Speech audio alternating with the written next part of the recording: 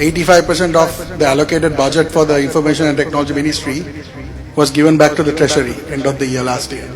So that shows the sort of the tenacity and the let's say the acumen of the present minister. 1.5 years back, sir, we won a hackathon in US. We went to US, bought an investment from even Tim Draper, who invested on Tesla, and we raised $500,000. We are valued at $3 billion, our startup. I'm with my Ranga, one of my partners at Lahiru. He used to work in Google. So we randomly came to this event because precisely we want to connect with you. අපිට ඕන තරම් sir පිටරටින් funding ගේන්න පුළුවන් පොඩි startups වලට උනා. අපිට මේ මොකක්වත් ඕනේ නැහැ මේ අපිට කරන්න දීලා අපිට ඩිසිෂන් මේකින් එක අරගෙන පොඩ්ඩක් මේ සපෝට් එකක් දුන්නා නම් ඇති සර්. මොකද අපිට අඩුම තරමේ වීසා එකක් ගන්න අපේ මගේ IT ඉන්ජිනියර්ස් දෙන්නෙක්ට වීසා එකක් අරගෙන US ගිහිලා ඩෙමොන්ස්ට්‍රේට් කරන ප්‍රොඩක්ට් එක සිලිකන් වැලි වල. අපිට එතනට සපෝට් එකක් නැහැ සර්. ඉතින් අපිට සර් ඕනි ඩිසිෂන් මේකින්. එන මොකක්වත් නෙවෙයි. මේකේ තියෙන ප්‍රශ්නේ මේ රටේම ඩිසිෂන් මේකින් and execution. මගේ ලොකු දේවල් ඕනේ නැහැ චූටි දේවල් පවා කරන්න පුළුවන්. That's it. We believe in your vision. We brought down multiple products that were excellent in terms of adoption for the country. It could solve major issues, for one being a CKDU. We brought down a British product. It is used by the British and the American military. There were investors that came down and said, look, we'll invest. We'll set up a factory here. It was around nanofiltration.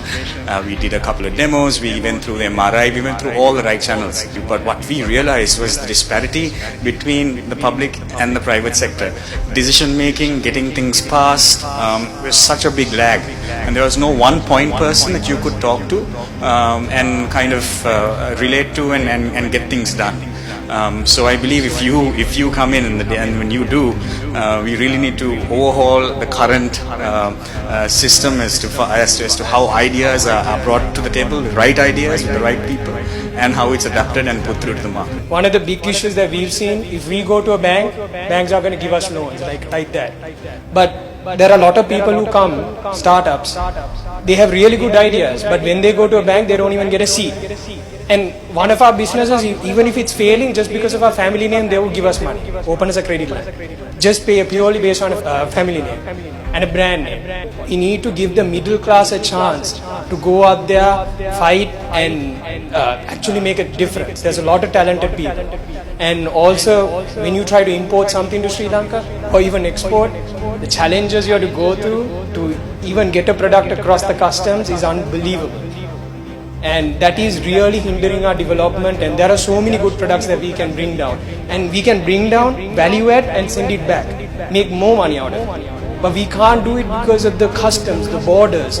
It's so closed down and it works against us, not for us. And that's where we need good leaders to make the right decisions for us. I myself brought so many investors to Sri Lanka, sir, to the education sector, to setting up factories, things like that. They were bringing their own investment, but still, I think like the lady here said, it's just getting the protocols. So the ministers, they don't want to meet you, they have no time for you, they have to wait for 6-7 hours, nothing really happens, they get disappointed and go back. So sir, I mean, when you come into power, have a separate section for people coming with foreign investment so that they can directly meet you, and then things can be set up sooner so that we can take this country forward. We want investors to come to Sri Lanka to come and invest. When the war is going on, one of my directors from US called me and said I had to go to Sri Lanka. Then I asked why we have to go to Sri Lanka, for what business we have. He said no, one person to do the vision for this nation. He was scared to come to Sri Lanka because the war is going on. Right? He said, Subhash, you are a Sri Lankan, you come with me to go. War is going on. He showed us in the 3D version the development what you all have planned. Right? All these, what we are seeing now, it was designed during the wartime. Right? He asked how we are going to do this. Right? Superb plan. Same like Dubai, the new port city called as New Colombo that time. It's a superb plan.